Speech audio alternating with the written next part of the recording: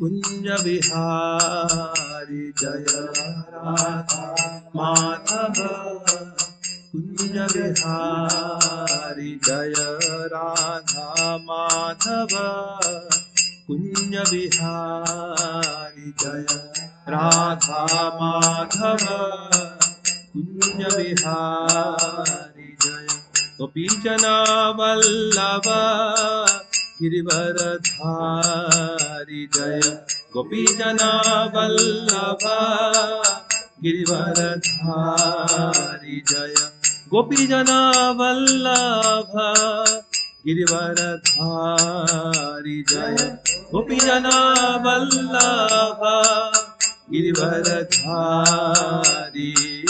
जशोदानंदन व्रजजन रंजन जशोदानंदन व्रजजन रंजन जशोदानंदन व्रजजन रंजन जशोदानंदन व्रजजन रंजन जशोदानंदन व्रजजन रंजन जशोदानंदन व्रजजन रंजन यमुना तीर वनचारी यमुना तीर वनचारी यमुना तीर वनचारी यमुना तीर वनचारी जय राधा माधव पुण्य विहारी जय राधा माधव पुण्य विहारी जय गोपीजना वल्लभ गिरिवरधारी जय गोपीजना वल्लभ गिरिवरधारी यशोदानंदन व्रजजन रंजन यशोदानंदन व्रजजन रंजन यशोदानंदन व्रजजन रंजन यशोदानंदन व्रजजन रंजन यमुना तीरा वनचारी यमुना तीरा वनचारी यमुना तीरा वनचारी यमुना तीरा वनचारी जय राधा माधव कुंज विहारी जय राधा माधव कुंज विहारी हरे Krishna Krishna Krishna Hare Hare Hare Ram Ram Ram Hare Hare Hare Krishna Krishna Krishna Hare Hare Hare Ram Ram Ram Hare Hare Hare Krishna Krishna Krishna Hare Hare Hare Ram Ram Ram Hare Hare Hare Krishna Krishna Krishna Hare Hare Hare Ram Ram Hare Hare Hare Krishna Krishna Krishna Hare Hare Hare Ram Ram Hare Hare Hare Krishna Krishna Krishna Hare Hare Hare Ram Ram Hare Hare Hare Krishna Krishna Krishna Hare Hare Hare Ram Ram Hare Hare Hare Krishna Krishna Hare Hare Hare Ram Ram Hare Hare Hare Krishna Krishna Krishna Hare Hare Hare Ram Ram Hare Hare Hare Krishna Krishna Hare Hare Hare Ram Ram Hare Hare Hare Krishna, Krishna Krishna, Hare Hare, Hare Rama, Rama Rama, Hare Hare. Hare Krishna, Krishna Krishna, Hare Hare, Hare Rama, Rama Rama, Hare Hare. Hare Krishna, Krishna Krishna, Hare Hare, Hare Rama, Rama Rama, Hare Hare. Hare Krishna, Krishna Krishna, Hare Hare, Hare Rama, Rama Rama, Hare Hare. Jaya Jagannath, Jagannath, Baladeva, Jaya Subhadra, Jaya Jagannath, Jagannath, Baladeva, Jaya Subhadra, Jaya Radha Madan Mohan, Radha Madan Mohan Radhe, Jaya Radha Madan Mohan, Radha Madan Mohan Radhe, Jaya Gauranitai, Gauranitai, Gauranitai, Jaya Gauranitai, Jaya Gauranitai, Gauranitai, Gauranitai, Jaya Gauranitai, Jaya Jaya Prabhupada, Prabhupada, Prabhupada, Prabhupada, Jaya Jaya Prabhupada, Prabhupada, Prabhupada, Jaya Jaya Prabhupada. Shri Shri Jagannath Baldev Subhadra महारानी की जय। श्री श्री राधा मदन मोहन की जय। श्री श्री गौरनिताय की जय। जगत गुरु शिला प्रभुपाद की जय। समवेत भक्त वृंद की जय। ग्रंथराज श्रीमद् भागवतम की जय।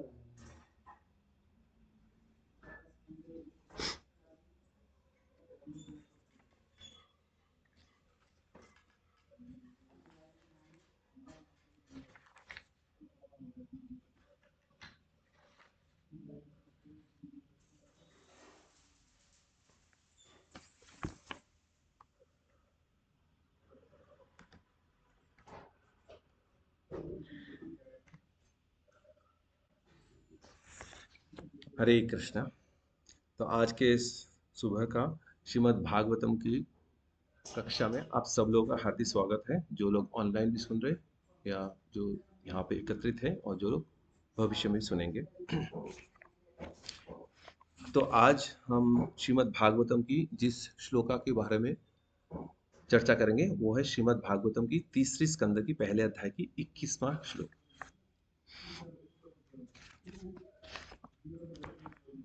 ओम नमः भगवते वासुदेवाय।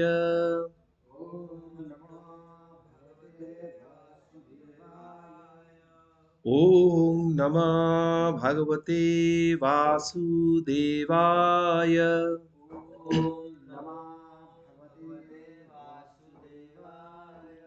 ओम नमः भगवते वासुदेवाय।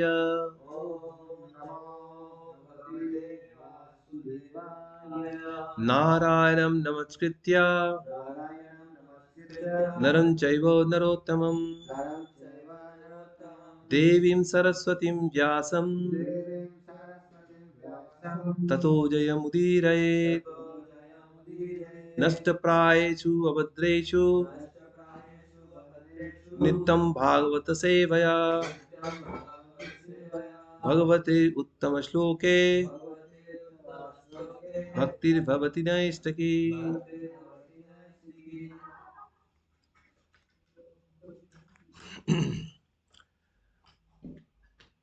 तत्राथा शुश्रुभासुरिद् विनास्तिं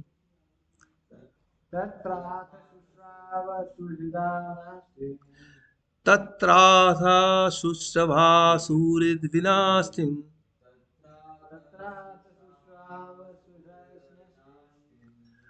वनं यथा वेणुजावहनि संशयम् वनं यथा वेणुजवानि संशयम्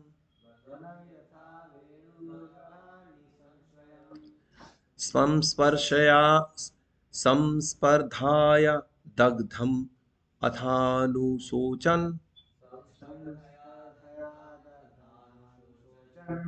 संस्पर्धाय दग्धम् अथानुशोचन् सरस्वतीं प्रत्यग्याय तूष्णीम् सरस्वतीं प्रत्याज्ञाय तूष्णीम् तत्राथ शुश्रुवासुरिद्वन वनिष्ठिम् विनिष्ठिम् तत्राथ शुश्रुवासुरिद्विनष्टिम् वनं यथा वेणुजवहनि संशयम् वनं यथा वेणुजवहनि संश्रयम् संस्पर्धाय दग्धम् अथानुशोचन् संस्पर्धाय दग्धम् अथानुशोचन् सरस्वतीं प्रत्यग्याय तूष्णीम् सरस्वतीं प्रत्याज्ञाय तूष्णीम् तत्राथ शुश्रूवसुरेद्विनष्टिम्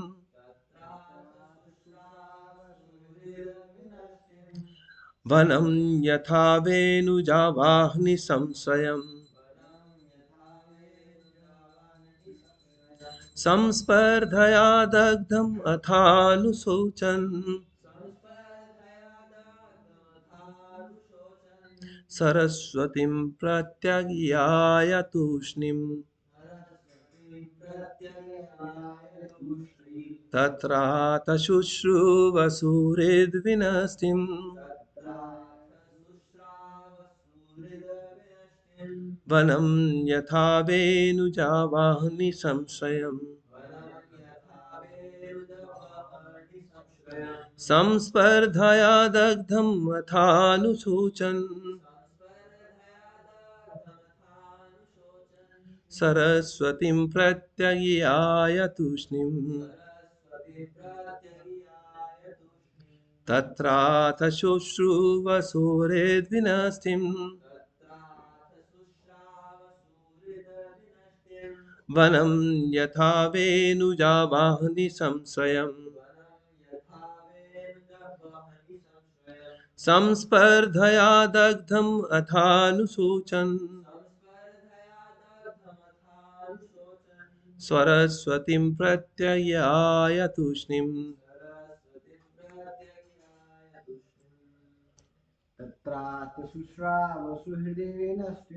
तत्राथ शुश्रावसुरेद्विनष्टिम्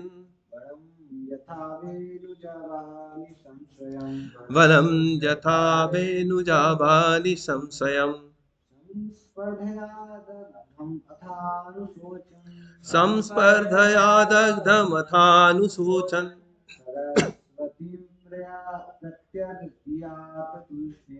सरस्वतीं प्रत्यग्याय तूष्णीम् तत्राथ शुश्रावसुरेद्विनष्टिम् वनं यथा वेणुजावानि संशयम्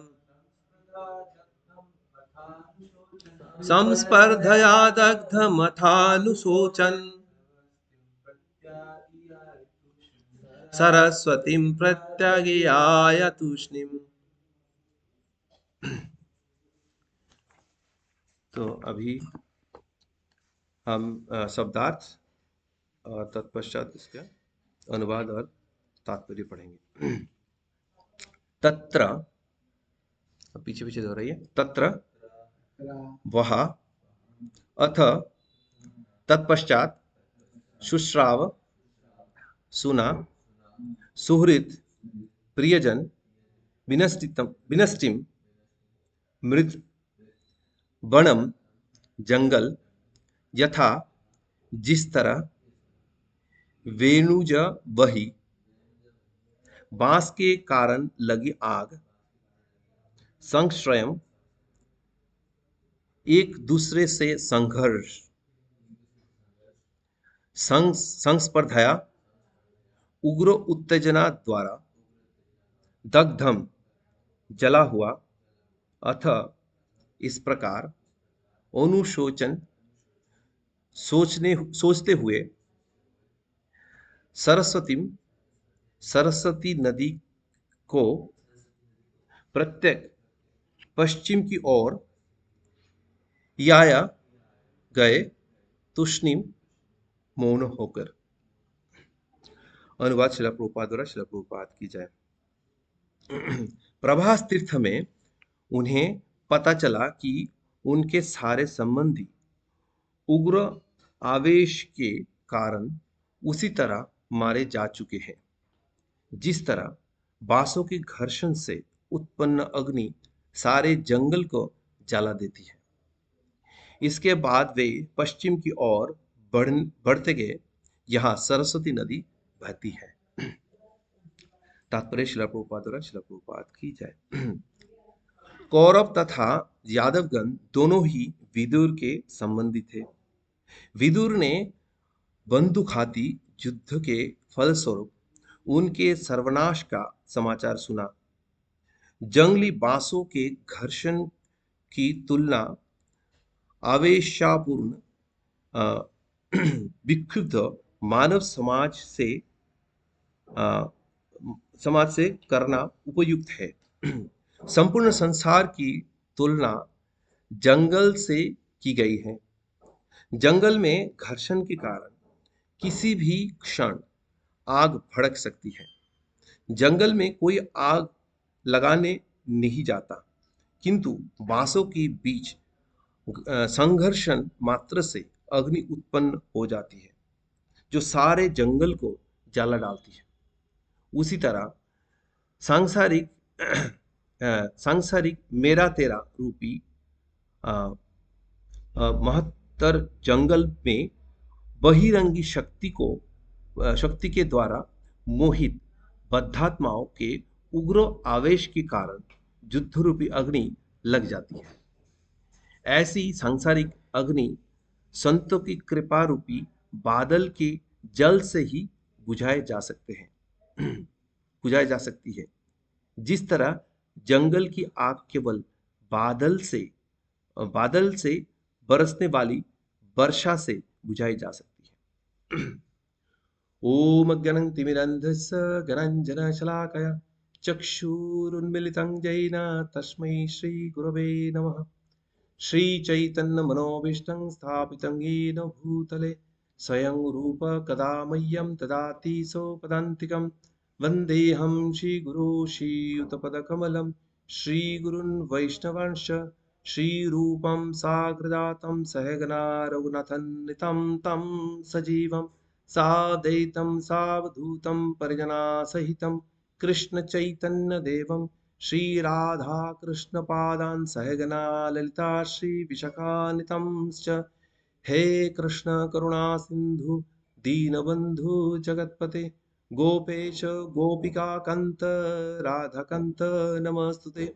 तप्त कांचन गौरांगी राधे वृंदावनेश्वरी वृषभानुसुते देवी प्रणमामि हरिप्रिये।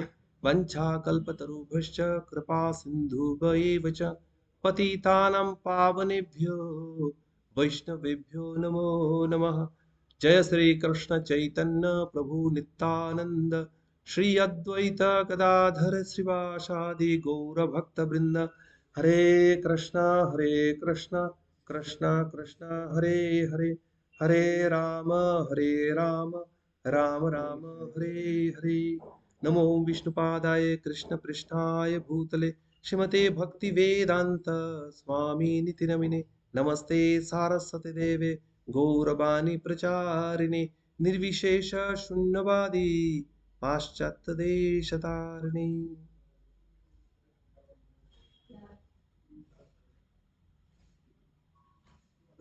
हरे कृष्ण। तो आज के जो श्लोक है वो विदुर जी के जो तीर्थ भ्रमण के दौरान वो कहाँ कहाँ गए थे, उसके बारे में जो बताया जा रहा है। तो उसी श्रृंखला में ये श्लोक आते हैं।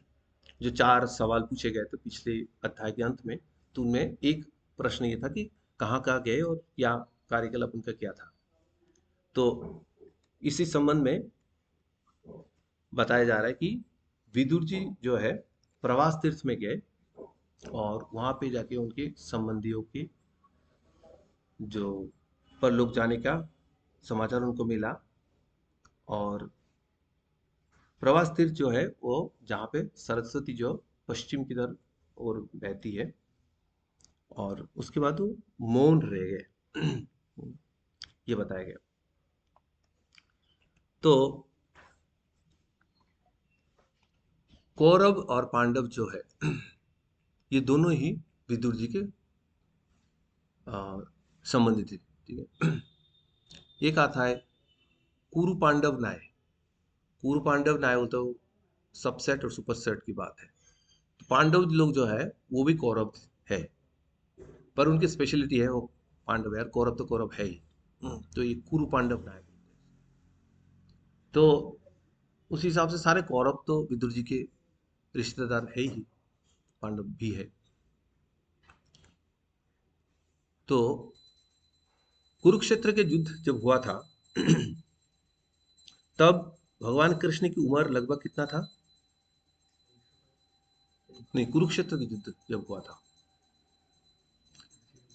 तो कई जगह पे रेफरेंस है कि उनकी उम्र था 89। 89, नवासी ना। और कुरुक्षेत्र के युद्ध के पहले विदुर जी तीर्थ भ्रमण में चले गए थे, और उनको प्रवास तीर्थ में जब गए तब जब उनको पता लगा कि यदुवंश भी खत्म हो गए, तब तक कृष्ण कृष्ण भी चले गए। तो कृष्ण की उम्र कितना था जब वो वापस अपने धाम चले गए? 125। तो 89 से 125 मतलब 36 साल उसके बाद, हाँ, कृष्ण की अपने स्वधाम में चले जाने के बाद, उसके बाद विदुर जी प्रवास तीर्थ में गए और उनको पता लगा। तो इसका मतलब कम से कम उसका 36 साल उनका तीर्थ भ्रमण चला। ठीक है। और उनकी तीर्थ भ्रमण की शुरुआत में ही पांडव लोगों ने जो कुरुक्षेत्र की जीत जीत लिए, उसके बाद महाराज युधिष्ठिर एकछत्र सम्राट बन गए पूरी धरती के। तो ये बात तो कहीं भी विदुर जी जाएंगे उनको पता लग ही जाएगा कि पूरे भारतवर्ष और पूरी पृथ्वी के सम्राट है युधिष्ठिर महाराज। पांडव लोग जीत गए तो उनको वापस हस्तिनापुर इंद्रप्रस्थ आने की आवश्यकता नहीं है, कहीं भी जाएंगे उनको पता लग ही जाएगा। तो क्या हुआ तो उनको पता तो पहले से लग गया था। पर अब जब प्रवास तीर्थ में आए 36 साल बाद, तब उनको यदुवंश की वापस चले जाने के बारे में पता लगा। अब वहां से भी एक्चुअली वापस आए थे। उसके बाद वृंदावन में जमुना की तीर में वो उद्धव जी से मिले। उसके बाद मैत्री मुनि से मिलने गए हरिद्वार में, उनसे वार्तालाप हुआ। उसके बाद वो हस्तिनापुर गए। तो ये समझ सकते 36 साल से ऊपर ही है उनका जो पूरी भ्रमण काल, तीर्थ भ्रमण काल, लंबे समय तक भ्रमण किए। तो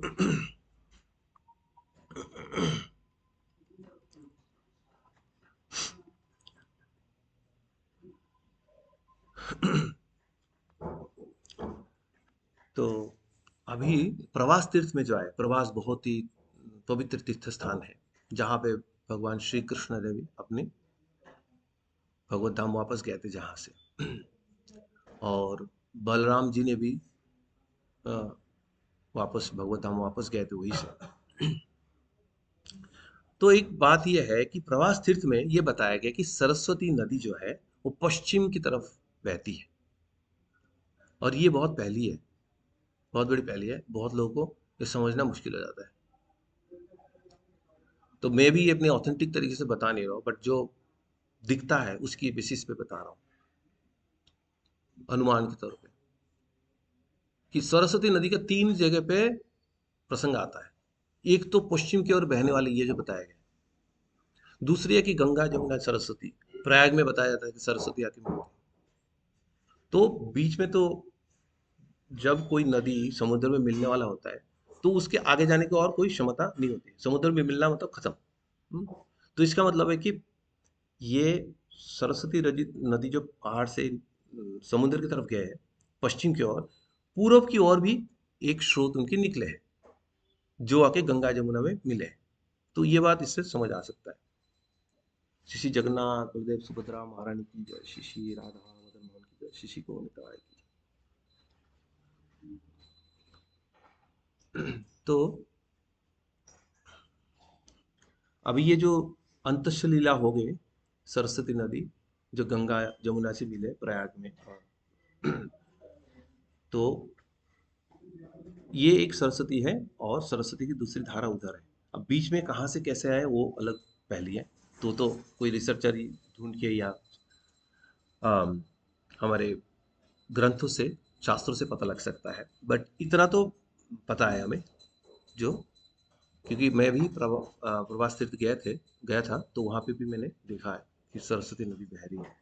तो तीर्थ के रूप में वहाँ पे लोग नहाते हैं। बहुत पावन माना जाता है। तो अब क्या है कि श्रीमद् भागवतम में एक जो नारद मुनि की प्रसंग आता है, कि वहाँ पे वो जो 24 गुरुज के बारे में प्रसंग आता है, तो उसमें एक बालिका होती है विवाह योग्य, जो उसके हाथ में बहुत सारी चूड़ियाँ होती है ना। तो वो उनके घर पे कोई गेस्ट आते हैं तो उनके लिए वो अंदर खाना बनाने जाती है। तो जब वो मसाला वगैरह पीस रही होती है तो आवाज़ हो रही थी चूड़ियों से ना, बहुत ज़्यादा आवाज़ हो रही थी। तो उसने सोची अगर ऐसी आवाज़ होती रहेगी ना तो लोग जो लड़की, कुछ लोग आए थे लड़की देखने के लिए, मतलब विवाह के लिए समुद्र में, तो उनको अगर ये आवाज़ सुनाई देगी तो ये सोचेंगे इनके घर में काम करने के लिए कोई नौकरानी वगैरह नहीं है, तो ये खुद ही करती है, मतलब इनके पैसे वैसा है नहीं, मतलब वैसे ही ऐसे ही घर है, तो उसमें रिश्ता होने में दिक्कत है। तो उसने सोची चूड़ियाँ निकाल लेते हैं ताकि आवाज़ ना हो।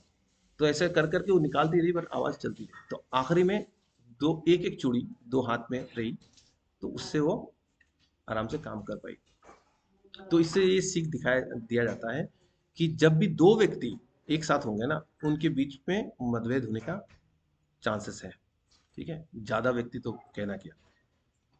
तो इस 24 गुरु से ये सीख दिया जाता है। तो ये तो भौतिक जगत में जो मनुष्य लोग अलग अलग प्रकार की विचारधारा लेके जीते हैं, बद्ध जीवात्मा, तो उनके बीच में संघर्ष होने का चांसेस बहुत ज्यादा रहता है। आप समझो कि एक पॉन्ड है, हाँ, जलाशय है जिसमें पानी बहुत स्थिर है। तो इसमें दो बालक आते हैं खेल कूद करने के लिए, तो दोनों इकट्ठे एक जगह पे बैठते हैं और पत्थर लेते हैं, पत्थर फेंकते हैं पानी में। तो धीरे धीरे वो सर्कल बनता है ना पानी का, तो धीरे धीरे वो फैलता है। तो थोड़ी देर बाद दूसरा कोई फेंकता है, तो ऐसे फैलता है। तो दूसरे बालक ने बोला कि तुम तो ये सर्कल बनाते जा रहे हो, मैं भी बनाऊंगा मेरा अपना सर्कल। तो जाता है जलाशय की दूसरी साइड में और वहां से वो भी पत्थर फेंकता है, सर्कल बनता रहता है, तो उसका भी फल। तो वो एक दूसरे से बोलते रहते हैं मेरा सर्कल कितना बड़ा बन रहा है देखो, तो ये बोल रहा है मेरा देखो कितना बड़ा बन रहा है।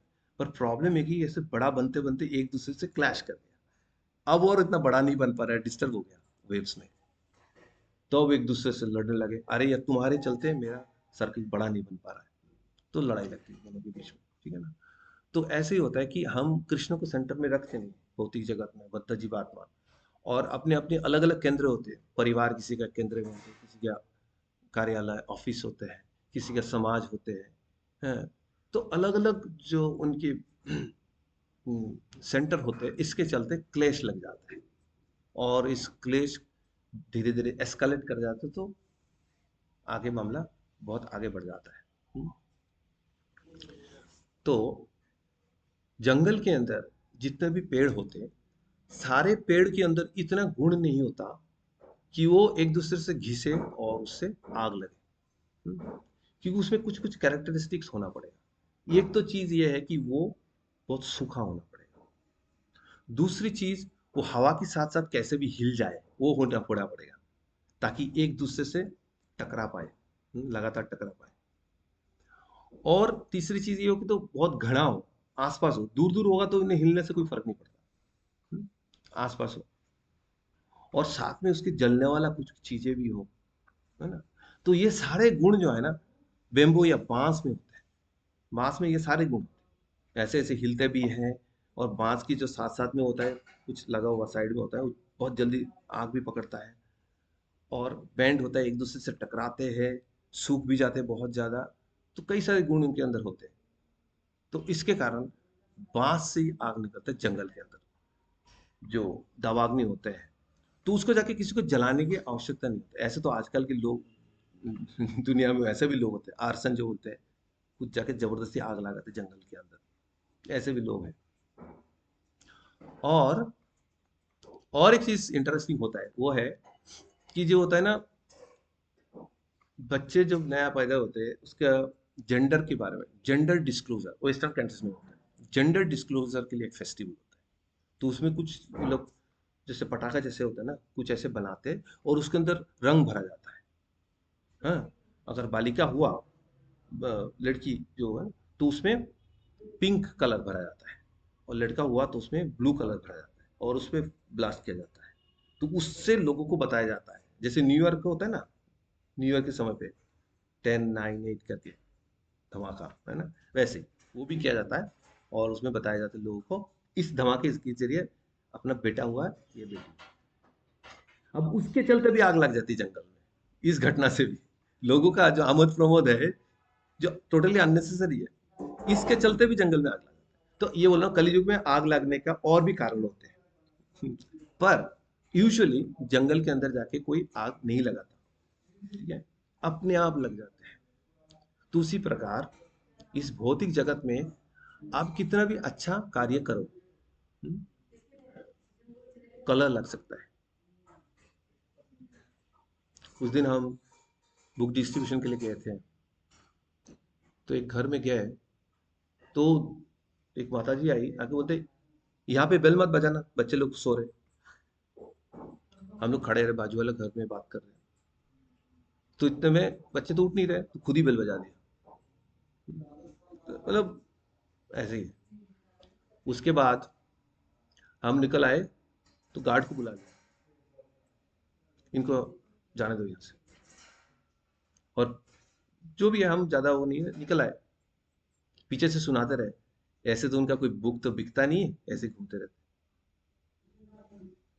तो हमने पिछला आंकड़ा जोड़ दिया, हमने बोला माता जी ऐसा है कि 150 बुक यहाँ पे बिके हैं, है ना, आपकी जानकारी के लिए बता रहा हूँ। तो ऐसे, चाहे आप कितना भी भला करना चाहो, लोगों का कोई कुछ ना कुछ लेके शुरू हो जाते हैं लड़ाई करना, है ना। ये है भौतिक जगत, है ना। दूसरे किसी ने बोला कि इस्कॉन की भगवत गीता नहीं लेंगे, तो हम उतना खोदने नहीं गया, जो भी है। तो इस तरह के लोगों का बीच में अलग अलग प्रकार के विचार होते हैं। कुछ कुछ तो होते हैं कि नहीं, भगवत गीता नहीं रखेंगे, महाभारत की लड़ाई हो जाएगी घर पे।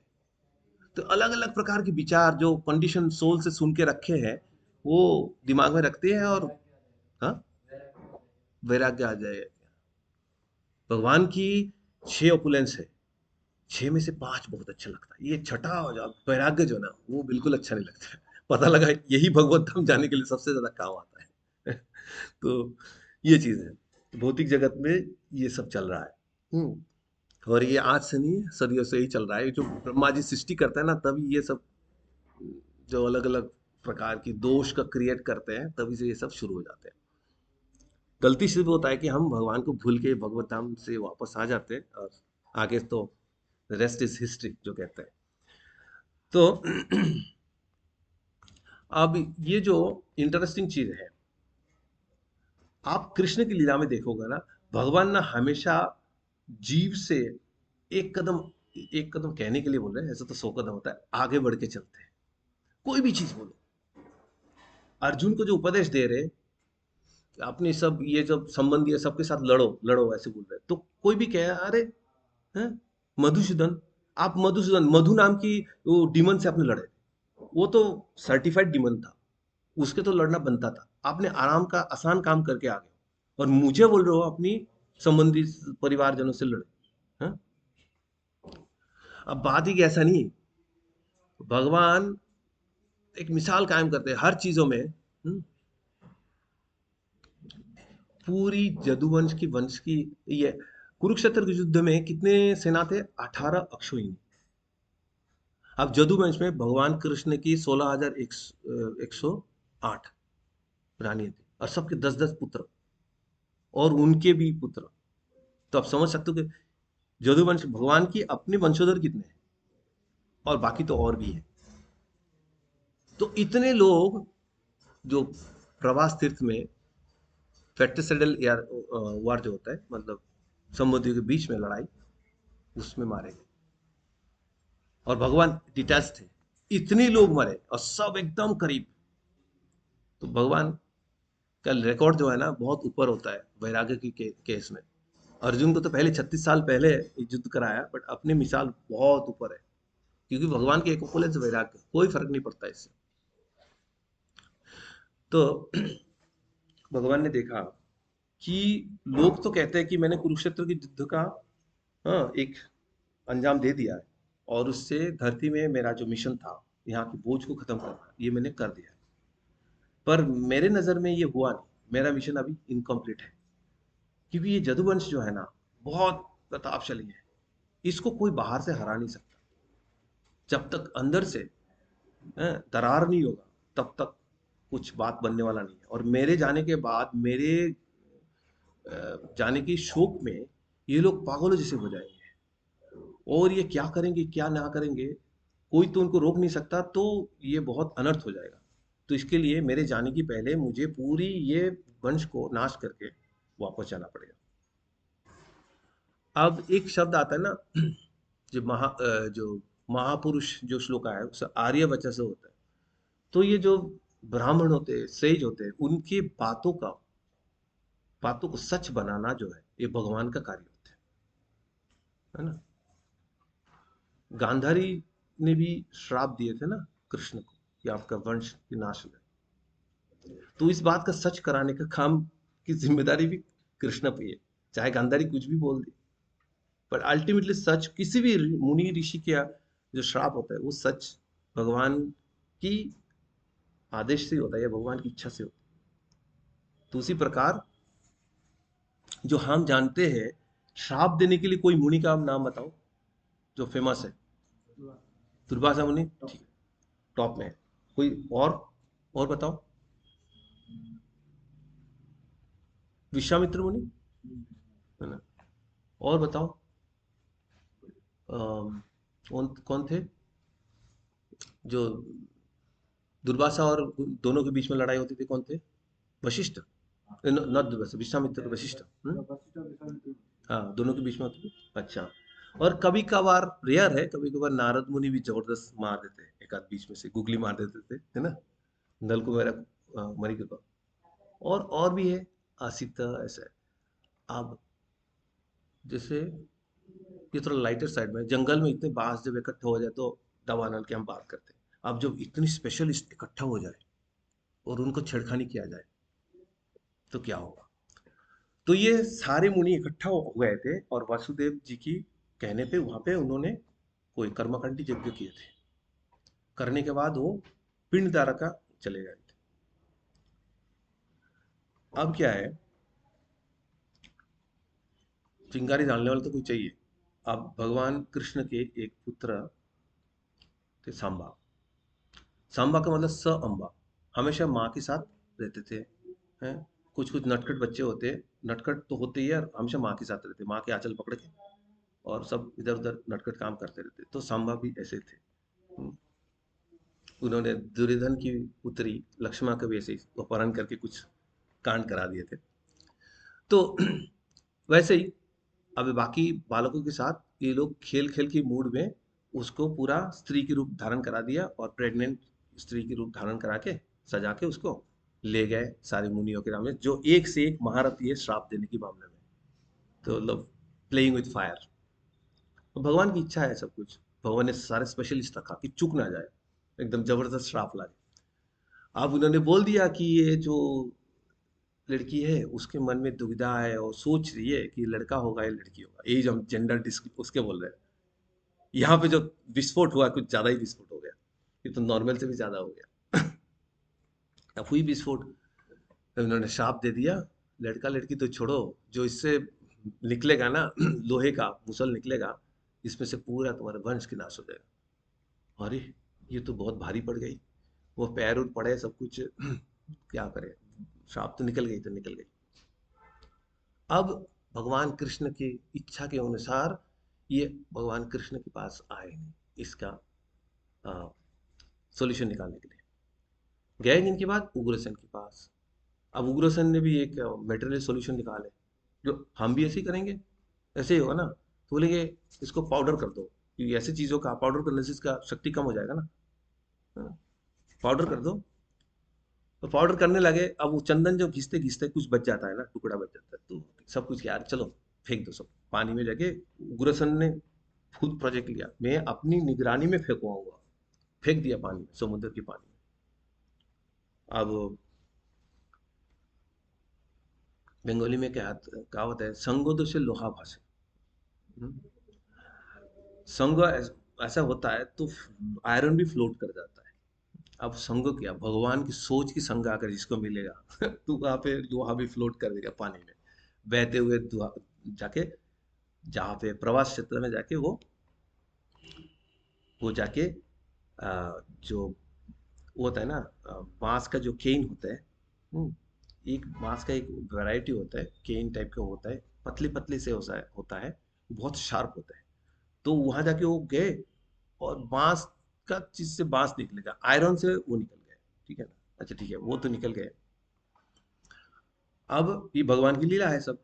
और एक टुकड़ा जो बच गया वो उसमें पानी में फेंके थे, अब वो किसी मछली ने खा लिया। और वो मछली को मछुआरे ने पकड़ा, और वो टुकड़ा आखिरी में गया उसके पास। जरा नाम का वैद था। उसने देखा, अरे मेरा तीर बनाने के लिए बहुत बढ़िया चीज है। उसने उससे तीर बना लिया। ठीक है। अब इधर क्या हुआ, ये श्राप शुप ये सब जो हुआ, आखिरी में कृष्ण के कान में ये बात आया। तो कृष्ण ने बोला ऐसा करो, आप सब लोग प्रवास तीर्थ में चले जाओ, वहां पे जाके पुण्य कार्य करो इसको काउंटर करने के लिए।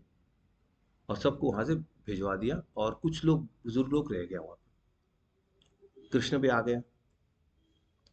अब यहाँ आए, प्रवास तीर्थ में आए, इन लोगों ने यज्ञ उज्ञ किया, दान दक्षिणा सारे पुण्य कार्य सब कुछ कर लिया। उसके बाद उन्होंने जो एक स्पेशल वो देखा था कि बहुत एंशियंट, उसका नाम याद कर रहे हैं, एक मादक द्रव्य है। वो उसका सेवन किया इन्होंने। एक मैरिलर ऐसे कुछ एक नाम है उसका। आज भी इसमें गूगल पे सर्च किया था मैंने, बोलते हैं एंशियंट इंटॉक्सिकेंट समथिंग, जो इंडिया का स्पेसिफिक है, कुछ ऐसी एम से कुछ नाम है। तो उसका सेवन किया सबने। अब उसके बाद तो दिमाग कुछ और ही चलेगा, भगवान का इल्यूजरी एनर्जी पूरी तरह से फुल्ली एक्टिव हो गया। अब बीच में बात वार्तालाप हुआ, उसमें एक दूसरे के बात काट दिया, बात बात हाथापाई चली गई, उसके बाद शस्त्र लेके शुरू हो गया लड़ाई। अब वो साधारण शस्त्र नहीं थे, साधारण युद्ध नहीं थे, बहुत जो अलग अलग वाहन के ऊपर चढ़ के सब आ गया।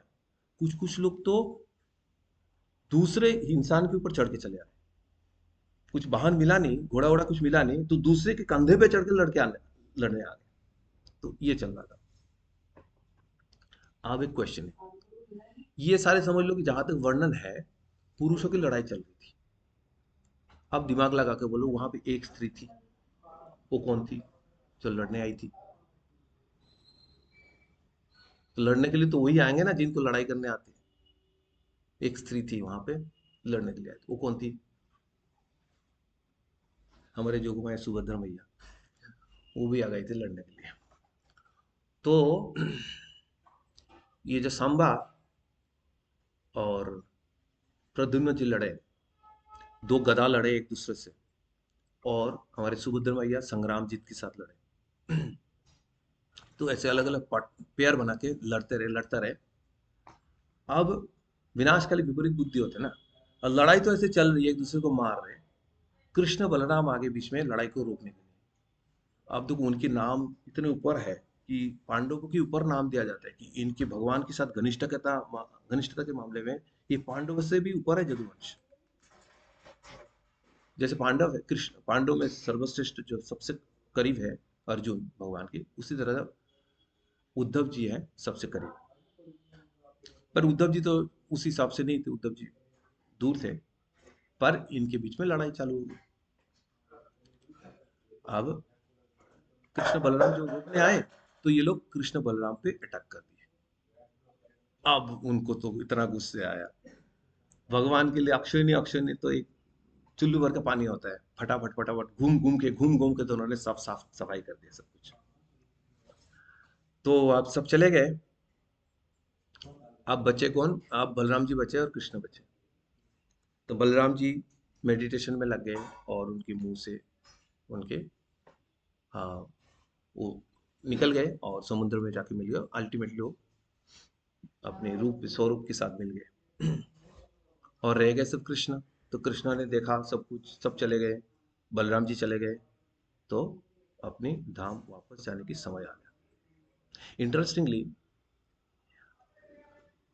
जो इनवाइट करता है, इंटरेस्टिंगली जब लोग ऐसे पूजा करते हैं ना, घट वगैरह लगा के डेमीगॉड की पूजा करते समथिंग, तो इंटरेस्टिंगली आह्वान करते इसी डेमीगॉड का, और एंड में थोड़ा उसको हिला देते उनको वापस जाने के लिए। रामलीला में ऐसे इंटरेस्टिंग हुआ था। ब्रह्मा जी तो हमेशा बुलाते हैं राम जी को, कृष्ण जी को, सबको बुलाते हैं अपनी इसमें। एंड में जाके वो राम जी को भी बोलते समय आ गया, आप वापस जा सकते हो। उसी तरह से वो कृष्ण से भी बोलने आए थे द्वारका में, आपका वापस जाने का समय हो गया। तो ठीक है, कृष्ण ने भी अपना वाइंड अप करना शुरू कर दिया। तो आखिरी अब खुद का जाने की बारी है। तो उन्होंने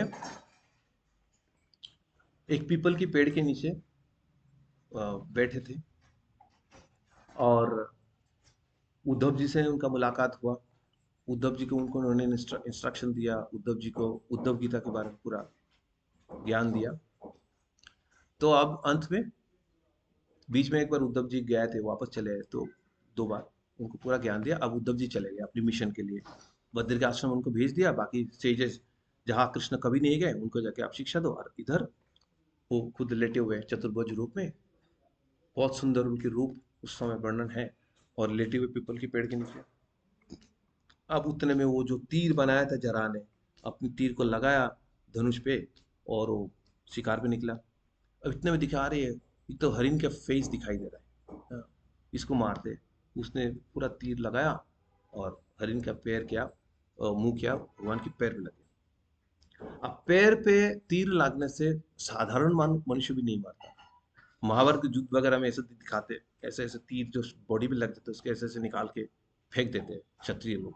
इनका इतना सहन करने की क्षमता होता है, तो भगवान तो क्या बात करना है। बट उन्होंने इसी को बहाना बना लिया कि भाई इसी की बहाने में हम शरीर छोड़ते हैं। अब आप दो व्यक्ति के नाम बोलो जो शास्त्र के हिसाब से श्रीमद् भागवत में सुनते हैं। कोई बोले अरे मृत्यु हो तो ऐसा हो। एक तो ध्रुव महाराज जो मौत की सर पे पैर रख के चले गए, और एक जरा हंटर, उसे भगवान की कितना कृपा मिला, वो तीर ही मार रहा था, वो सब कर रहा था, वो ऊपर भगवान को हर्ट कर रहा था। वो भगवान से क्षमा प्रार्थना किया, तो भगवान ने उसको उसके वैकुंठ धाम से रथ आया और वापस चले गए, भगवत धाम चले गए आराम से। कोई भी बोलेगा अरे ऐसे ही चाहिए, मरने का दुख से बचना चाहते हैं, जो भी है। तो इस प्रकार भगवान अब अकेला उधर, उधर उनके स्वार्थी दारू, वो घूमते घूमते आ रहा है, आया तो भगवान से मिला, और ये हालत देख के उसके मन में बहुत दुख है। तो भगवान ने ऐसे बोला कि देखो, तुम दुख मत करो, तुम मेरे जो संदेश है वो लेके आ, अभी जाओ द्वारका में, और जाके सबको बोलो द्वार मेरे जाने के साथ साथ ही ना द्वारका पानी के नीचे डूब जाएगा।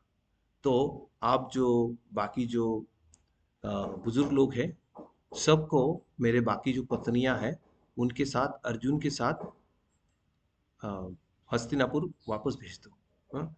ये संदेश लेके जाओ, और मेरे मेरे एब्सेंस में मेरे जो वाणी है उसका स्मरण करो और अपने आप को स्ट्रांग रखो। हम्म?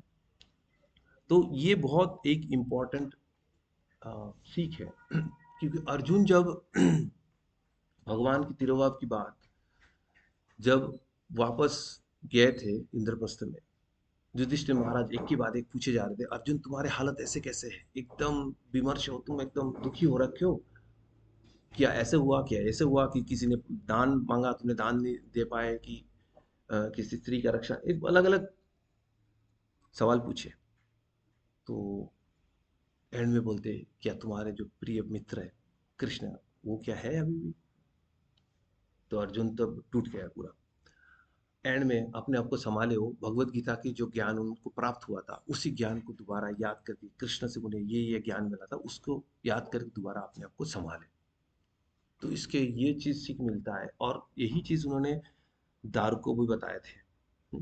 यही ज्ञान दिए थे उनको कि वाणी, कि गुरु के एसोसिएशन जो है, गुरु के जाने के साथ साथ नहीं जाता, उनकी वाणी के द्वारा वो हमारे बीच में रहता है।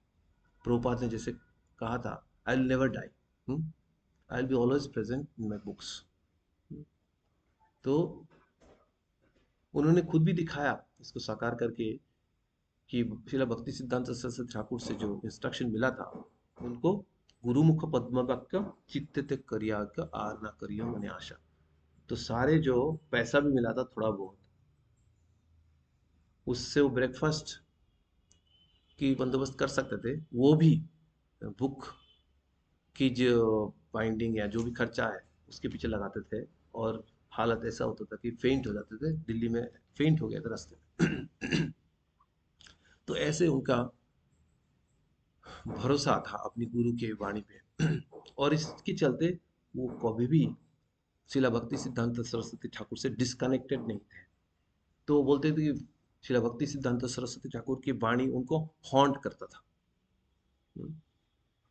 सन्यास के मामले में ऐसा मतलब सपने में आते थे, सन्यास लो सन्यास लो सन्यास लो, ऐसे जैसे गुरु बहुत ही करीब है, जैसे शिष्य का श्रद्धा होगा उसी हिसाब से गुरु भी रेसिप्रोकेट करते हैं। तो श्रील प्रभुपाद प्योर डिवोटी थे, तो हम देख सकते हैं उनके जीवन में किस प्रकार उन्होंने अपने गुरु की तरफ श्रद्धा रखा, और शिल भक्ति सिद्धांत सरस्वती ठाकुर ने किस प्रकार रेसिप्रोकेट किया। तो इसके बाद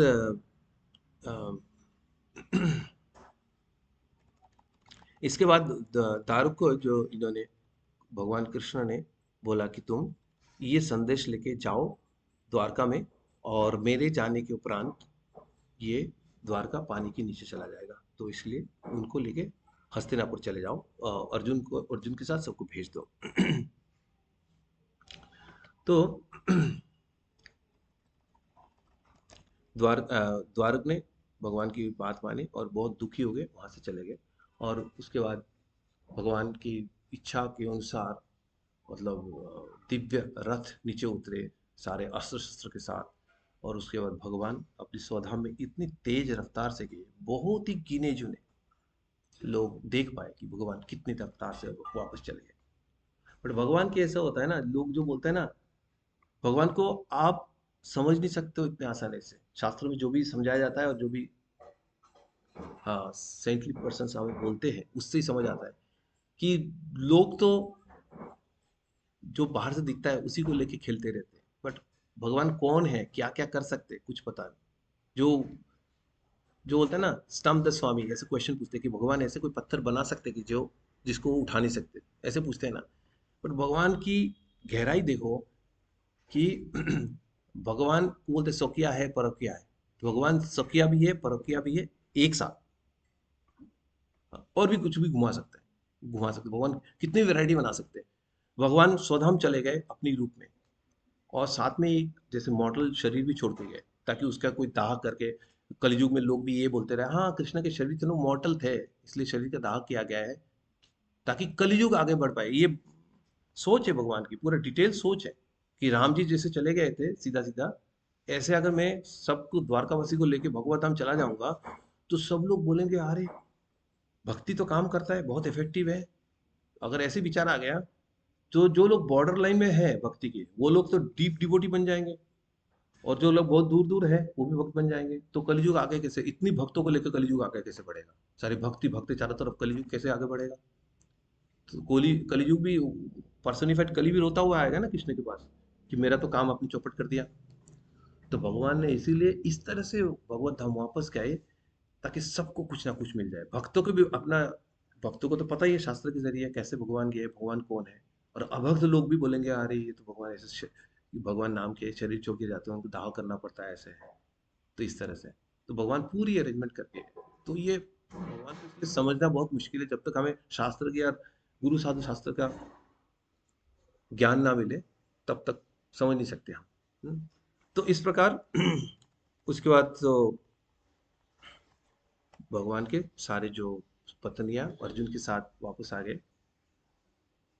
और बीच रास्ते में भी भगवान, वो जो बोलता ना, यत्र योगेश्वर कृष्ण जत्र पार्थ धनुर्धरा तत्र श्री विजय बुद्धि ध्रुव नीति मति। अब वो मेरा भी एक क्वेश्चन बीच में आ गया था, अरे कृष्ण ऐसा है कि अर्जुन के साथ थे तो सब युद्ध में विजय हो गया, अब कृष्ण चले गए, तो पार्थ के पास गांडीव धनुष होते हुए भी क्या इतनी क्षमता भी नहीं थी कि थोड़ा बहुत जो रोग्स थे, डकैत थे, उनसे लड़ाई लड़ाई कर पाए और कृष्ण की इतनी प्रिय महिषियों को बचा पाए? तो ये हो क्या रहा है, समझ रहे हो ना?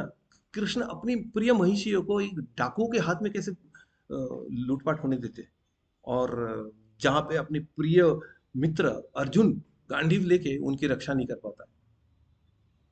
तो बाद में इसका वो जो है ना, प्रभुपाद से बताते कि ये कृष्ण ही ये रोग्स के रूप में आए थे, डाकुओं के रूप में, था अपनी पत्नियों को ले गए अर्जुन से, ठीक है ना? तो ये उनका लीला है, तो कौन क्या समझ सकता है? जब तक हम समझ नहीं पाएंगे संतों से, तब तक समझ नहीं पाएंगे हो क्या रहा है। तब पता लगा हाँ, ये बात बिल्कुल सही है। जत्र जोगेश्वर कृष्णा तत्र पार्थ धनुर्धर, सब कुछ मामला सही बैठ रहा है जगह पे, ठीक है ना? तो इस प्रकार भगवान के धाम भगवान वापस चले गए, जदुवंश का नाश हो गया, इनके बीच में इतना फ्रेटिसिडल या वार हो गया, एक दूसरे से लड़े। तो इस जगत में भी अगर हम लोग भगवान को केंद्र में नहीं रखेंगे, तो यही प्रॉब्लम हमें भी फेस करना पड़ता है, लोग फेस करते हैं। तो अभी यहाँ पे बताया गया है कि ये भौतिक जगत है, उसको भक्ति सिद्धांत सरस्वती ठाकुर जो अपनी भाषा में बोलते हैं भावाटवी। भावा मतलब भौतिक जगत ही है, जो अटवी मतलब जंगल, first path of material life से बोलते हैं ना, तो ये भावाटवी। इस जंगल में कब कहाँ आग लगेगा किसी को पता भी नहीं है। पदम पदम यद विपदम गणेश। तो ये आग जो जब लगता है, तब आम आदमी कुछ नहीं कर पाता है, कुछ नहीं कर पाता है, और ये आग फैलता ही जाता है, और जितना जितना हवा चलता रहेगा उतना और बढ़ता रहेगा। तो इस प्रकार इस भौतिक जगत में जब कोई स्वर्गलोक में भी जाता है, वहां पे भी जाके देखता है हमारा प्रॉब्लम का तो सॉल्यूशन नहीं निकल रहा है। तो अंत में सारे चीज समझने के बाद जब कोई सब सॉल्यूशन नहीं होता है, तो श्रीमद् भागवतम के हिसाब से तस्मात् गुरुम प्रपद्ये, तब जाके कोई गुरु की शरण लेता है कि भाई मेरे इतनी ज्यादा इंटेलिजेंस है। अर्जुन के पास इंटेलिजेंस की कोई कमी नहीं थी, और ये पूरा शार्प इंटेलिजेंस थे, कोई लास्ट से कवर्ड नहीं थे। उर्वशी से जो मिलने गए थे, उर्वशी जो उनसे डिमांड करी थी, तो उनकी क्रिस्टल क्लियर उनकी इंटेलिजेंस थी, इसलिए वो लास्ट की प्रभाव में नहीं है। तो एक तो लास्ट की प्रभाव में नहीं है, और ऊपर से पूरी तरह इंटेलिजेंट है, तब भी उनकी जो बुद्धि है वो उनकी सारे मुसीबत से उनको बाहर निकालने में कामयाब नहीं हुए। तभी जाके वो कार्पण्य दशा उपहत स्वभाव पृच्छामितम सम्मूढ़ाचित, तब जाके वो कृष्ण की शरण ली। तो उसी प्रकार हमारे जीवन में भी जितना भी प्रॉब्लम है, सबको हम सॉल्व करने जाएंगे तो एक समय आएगा जो खुद या दूसरों की सलाह लेके या पूरी कॉम्बिनेशन में, हम्म, कुछ भी कर लो, वो सोल्यूशन नहीं निकलता है। तब हमें गुरु का शरण लेना पड़ता है। संसार दावा निधन, ये लोढ़लो का त्राणे त्राणे भय। तो ये दावानल जो है, इस दावानल से हमें गुरु ही बचा सकते हैं। गुरु की कृपा जो है ये प्रबल वर्षा की तरह हमारे ऊपर बरसते हैं, जिसके चलते ये दावानल बूझता है। और ये करुणा तो, हे कृष्ण करुणा सिंधु दीनबंधु जगतपते, करुणा के सिंधु तो है भगवान, पर वो करुणा हम तक आएगा कैसे? करुणा की जो साक्षात मूर्ति है, कृष्ण कृपा मूर्ति शिला भक्ति सिद्धांत तो सरस्वती शिला प्रभुपाद, सब इस प्रकार हमें करुणा देते हैं। और अभी जो आज की गुरु परंपरा है वो हम तक ये कोरोना को पहुंचाते हैं। वो गुरु जो है कृपा, भगवान की करुणा की कृपा मूर्ति है। वो जब तक उस सागर से हमारे लिए कृपा नहीं लाएंगे तब तक हम तक वो बरसात, कृपा की बरसात हमारे ऊपर नहीं होगी, और हमारे दावानल, जो संसार में हम जिस दावानल में फंसे उससे हमें छुटकारा नहीं मिलेगी। तो इसलिए गुरु का इतना महत्व है जीवन में। चाहे हमें पशु का जन्म मिले, चाहे मनुष्य का जन्म मिले, हर एक जन्म में हमें पिता माता मिलता है, पर वो जन्म बहुत स्पेशल है जिसमें हमें गुरु का आश्रय मिलता है। तो और ये गुरु किसी का कहने पे नहीं आते, जदृच्छा है। समहाउ और दादर हमें जैसे भक्ति का आश्रय, भक्ति का संस्पर्श मिलता है, भक्ति मिलता है, एक एक भक्त से भक्ति मिलता है। तो उसी प्रकार गुरु के आश्रय जो है, ब्रह्मांड भ्रमित कोनो भाग्यवान जी, गुरु कृष्ण प्रसाद पाए भक्ति लता। तो किसी गुरु, गुरु का शरण, सदगुरु का शरण, असतगुरु का शरण तो वो भी मिल जाता है आसानी से, पर सदगुरु का शरण जो है बहुत रेयर है, कृष्ण की कृपा से हमें मिलती है। ऐसा नहीं कि हमारा प्रयास से नहीं मिलेगी, हम प्रार्थना कर सकते हैं। तो तो ये जो पानी बरसता है बादल से, जिससे हम गुरु की कृपा बोल रहे हैं, वो क्या है? वो है गुरु की वाणी। गुरु की वाणी, गुरु वाणी हमें जीवित रखता है हमारी भक्ति की राह में। हम्म, तो ये उनका सबसे बड़ा गिफ्ट है कि हमें हरिनाम दीक्षा देते हैं और फॉर्मल तरीके से हमें कनेक्ट करते, परंपरा से हरिनाम देते हैं। और ये गुरु जो है, अ, ये शिक्षा जो हमें हरिनाम देते हैं हमें, वो हमें उसमें सक्सेस पाने के लिए क्या करना चाहिए? जो हम चैंट करते हैं वो कंटिन्यूअसली होना चाहिए, निरंतर और तीव्रता के साथ और लंबी समय तक। ये जो पतंजलि की योग शास्त्र के हिसाब से भी ये है कि किसी भी योगा में आपको परफेक्शन पाने के लिए ये चाहिए, आपको कंटिन्यूअसली करना है, तीव्रता के साथ करना है और लंबी समय तक करना है। तो हमें भी चैंटिंग वैसे ही करना है, रेगुलर करना है, तीव्रता के साथ करना है और लंबी समय तक पूरा आजीवन करना है। हम्म? और क्या है, गुरु का जो कृपा है, गुरु एक जगह पे तो रहते नहीं, गुरु परिव्राजक के चले, गुरु भ्रमण करते रहते। तो एक बार जिसी को एक बार वाणी देते हैं, कभी कभी एक बार जो गुरु की शरण लेता है और एक बार ही मिला होगा, दोबारा हो सकता है मिलने का मौका ना मिले, तो उतने में ही उसका उद्धार हो जाता है। हम्म? ऐसा नहीं कि हमें हमेशा संस्पर्श में रहना ही पड़ेगा, हाँ रह सकते हो, वो भी गुड है, बापू एसोसिएशन भी अच्छा है। बट यहाँ पे विदुर जी देखो, 36 साल दूर दूर रह गए, भगवान से मिलने नहीं गए। उनका अलग विचार था कि वो पाप मुक्त नहीं, वैसे ये सोच के, पर फिर भी वो इतने उच्च कोटि के डिवोटी थे और अपने आप को मेंटेन कर पाए भगवान को स्मरण करके, भगवान की वाणी को स्मरण करके। हम्म, तो इसी प्रकार हमें पता लगता है कि गुरु की वाणी क्या क्या महत्व है और किस प्रकार ये हमें हमारे इस भौतिक जगत के क्लेश से हमें बचाता है। यहाँ पे जो दावानल है, भौतिक जगत का दावानल है, इससे हमें किस प्रकार उद्धार करता है। तो इसी के साथ आज की कथा को यहीं पे विराम देते हैं। जगत गुरु श्रील प्रभुपाद की जय। ग्रंथराज श्रीमद् भागवतम।